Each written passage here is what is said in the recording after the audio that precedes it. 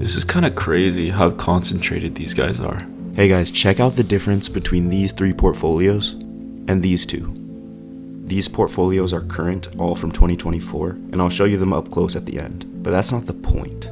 If we look at them all from this perspective, we notice a striking difference. These are all highly acclaimed, incredibly wealthy billionaires. But there's an obvious schism in terms of their portfolio allocation and diversification. All these guys spend hundreds of millions to create the best long-term returns. We put hundreds of millions of dollars and billions of dollars to do research to try to beat the markets. So how did they end up with 2 distinct groupings of portfolio structures? So if we compare 2 side by side, notice on Bill Gates' side, 80% of his portfolio or more is made up of only 4 stocks, whereas Ray Dalio has his 20 largest holdings making up only about 40% of his portfolio, and he has hundreds more here in the other category. So what gives? Let's hear what each side has to say about the matter. First up is Warren Buffett, the longest and most acclaimed track record and popularizer of the value investing paradigm. We think diversification, as practiced generally, makes very little sense for anyone that knows what they're doing. Diversification is a protection against ignorance. If you know how to analyze businesses and value businesses, it's crazy to own 50 stocks or 40 stocks or 30 stocks probably, because there aren't that many wonderful businesses that are understandable to a single human being in all likelihood. It's a confession, in our view, that you don't really understand the businesses that you own.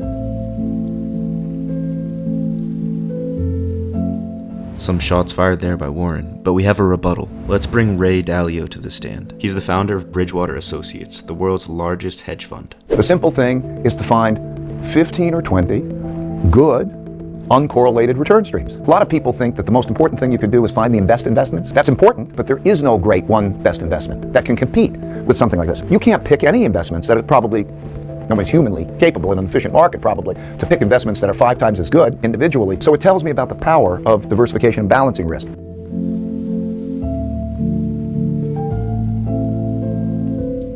Warren, do you have anything to say to that?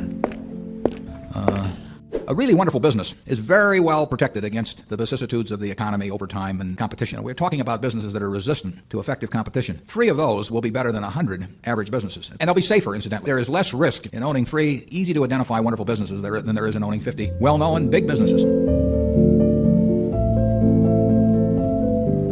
Oh gosh, I think we might have reached an impasse. But enough talk. Let's just look at whose portfolio is better. So starting out, we got Bill Gates at 9.8% annualized over 10 years. Pretty good. Warren Buffett, 12.6%. Bill Ackman's company averaged around 12% for the last 10 years. Ray Dalio's all-weather fund averaged around 3.3%. And his other fund, Pure Alpha, was even worse. Finally, we have George Soros, who averaged a negative 5.5% return. But he was probably too busy being a man of the people, so we'll give him a break. You know what the funniest part of this whole thing is?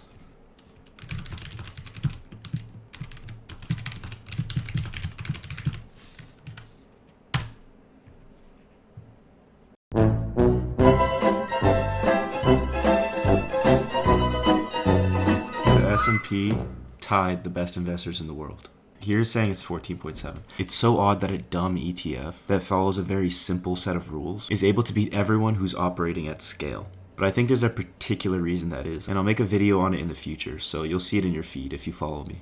Alright, we're not quite done yet. We have 2 more orders of business.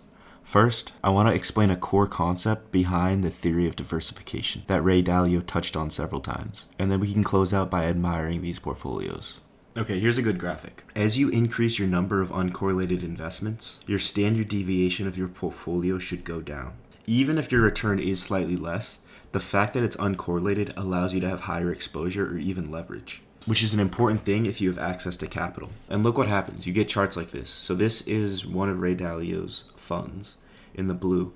And as you can see, as the S&P fluctuates, even though it does better, his portfolio doesn't. Just for an extreme example, imagine if this blue line here never was drawn down by more than 10%, then you could essentially have a 10x leverage position and never get liquidated.